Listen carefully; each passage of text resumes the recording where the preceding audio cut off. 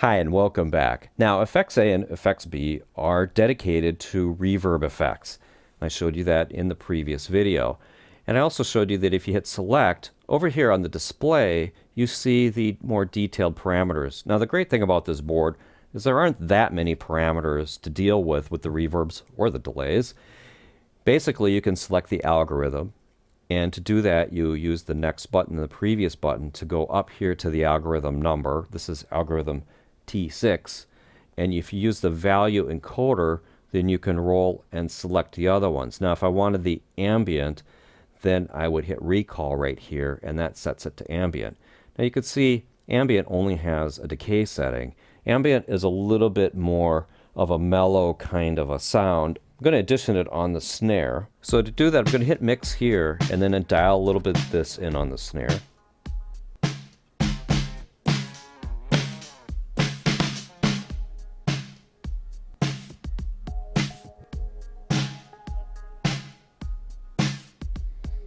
So you can see that actually works pretty good on the snare. It actually gives it a sense of space.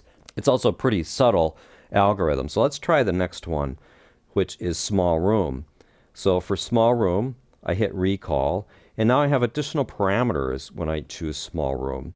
So I have a decay parameter and a pre-delay, which adds just a little bit of delay in front of it. If you look, pre-delay can be set from 1 all the way up to 40 milliseconds. Not quite a slapback echo, but almost to the point where you can extend the early reflections. And then you can also attenuate the early reflections. So if you want it to be a little bit more of an ambient kind of a sound, then you can attenuate the early reflections here. But that's all the controls we have. So I'm going to play around with these controls on the small room setting, again on the snare, because it's kind of snare is a really good way to audition reverbs.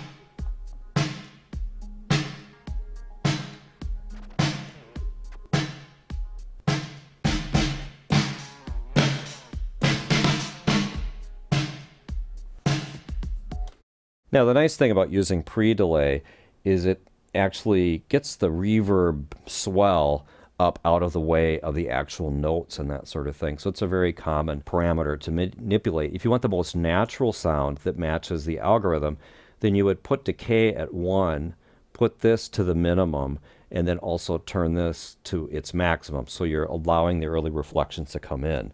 Let's take a look at one of the longer algorithms, which would be the not the gated hall, but the large hall.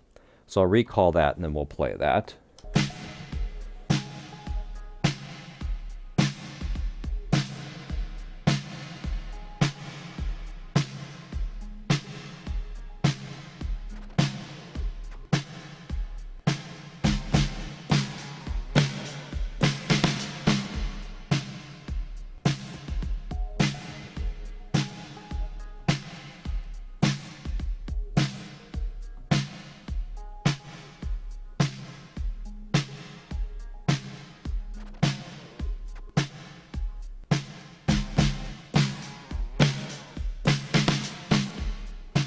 So that should give you a little bit of an idea about some of the parameters you can tweak. Now the other thing you can do is you can actually bring the fat channel into this. So I'm going to continue working on this.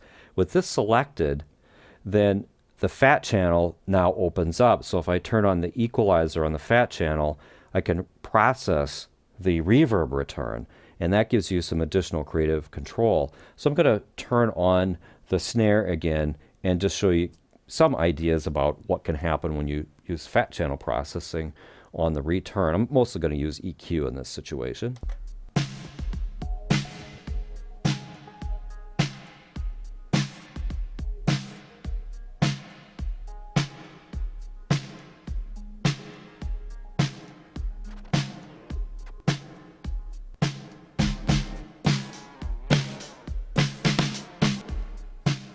Mostly what I did is I just applied shelves, rolled off the lows and the highs, and you can still get a lot of the character out of the reverb, while not having the reverb being kind of overpowering. You don't want too much brightness or a lot of low end going into the reverb.